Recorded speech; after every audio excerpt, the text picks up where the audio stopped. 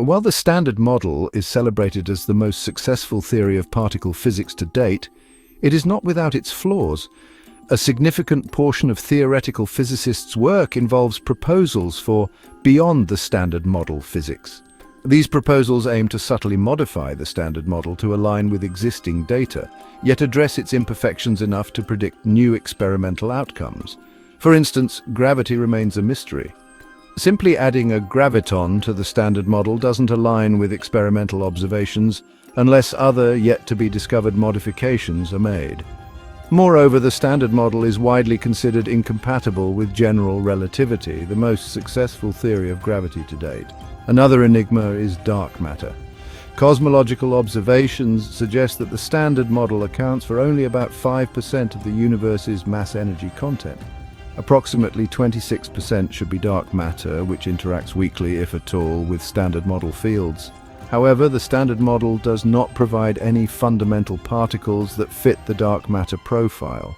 Dark energy, which makes up about 69% of the universe's energy, is another puzzle. Attempts to explain dark energy in terms of the Standard Model's vacuum energy lead to a mismatch of 120 orders of magnitude. Then there are neutrino oscillations. According to the Standard Model, neutrinos should not oscillate. However, experiments and astronomical observations have shown that they do. This suggests that neutrinos have mass, which the Standard Model doesn't account for. Adding mass terms for neutrinos introduces new theoretical problems, as these masses need to be extraordinarily small. Finally, the matter-antimatter asymmetry is a significant issue. The universe is predominantly made of matter, yet the Standard Model predicts that matter and antimatter should have been created in nearly equal amounts. There is no mechanism within the Standard Model to sufficiently explain this imbalance. Despite these issues, no experimental result has definitively contradicted the Standard Model at the 5 sigma level, the threshold for a discovery in particle physics. With hundreds of experimental tests, some deviations are expected due to statistical flukes or experimental errors. However, any physics beyond the Standard Model would first appear as a statistically significant difference between experiments and theoretical predictions.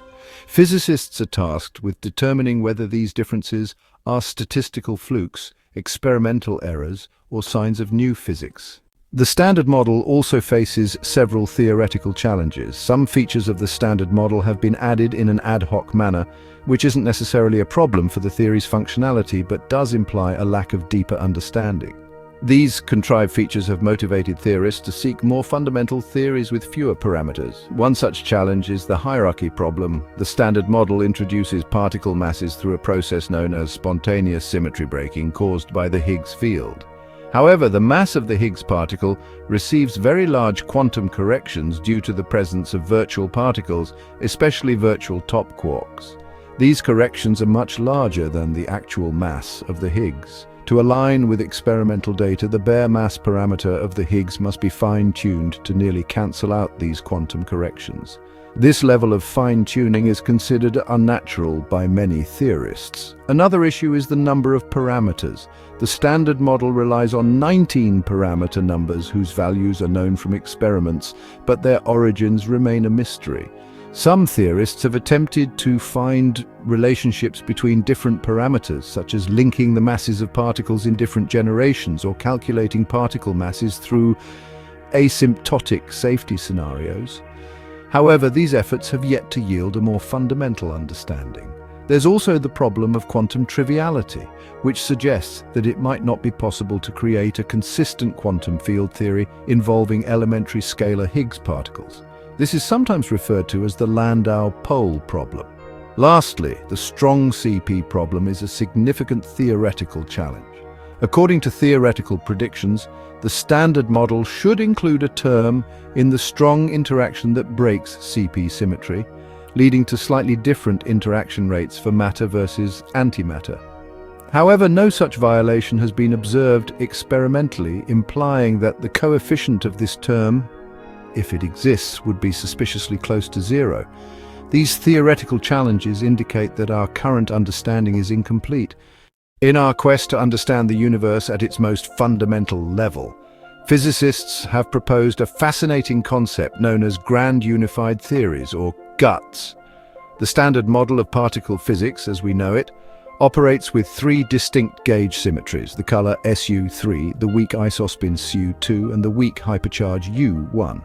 These symmetries correspond to the three fundamental forces of nature. However, due to a phenomenon known as renormalization, the coupling constants of these symmetries change with the energy at which they are measured.